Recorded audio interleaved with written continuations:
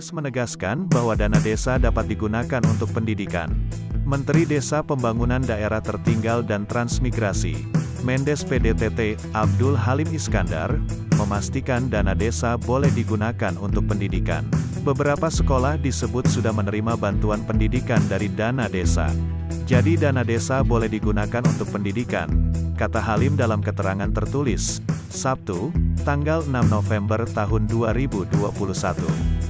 Halim juga sempat berdiskusi dengan para pendamping desa. Halim berpesan agar pendamping desa bekerja keras untuk mengawal pembangunan di desa. Sehubungan dengan itu, pemerintah Provinsi Nusa Tenggara Timur menyatakan kepala desa di provinsi berbasis kepulauan itu dapat memanfaatkan dana desa untuk pendidikan serta peningkatan keahlian anak-anak di desa. Gubernur mengingatkan kepada kepala desa di NTT ini agar dana desa itu tidak hanya digunakan untuk pembangunan infrastruktur desa saja tetapi bisa juga untuk pendidikan anak-anak di desa, kata Kepala Biro Humas Pemprov NTT Marius A. Jelamu.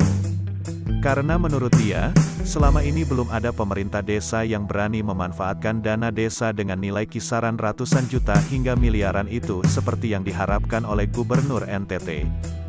Para bupati misalnya, juga perlu memahami hal ini dan memberikan kesempatan kepada para kepala desa untuk dapat memanfaatkan anggaran pemerintah itu untuk peningkatan keahlian anak-anak di desa.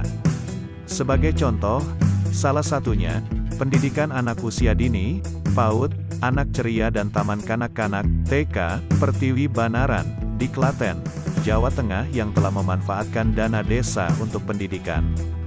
Kepala Desa Banaran, Catur Widodo, menjelaskan PAUD anak ceria mendapatkan bantuan dari dana desa sejak 2015, saat regulasi memperbolehkan dana desa untuk pendidikan.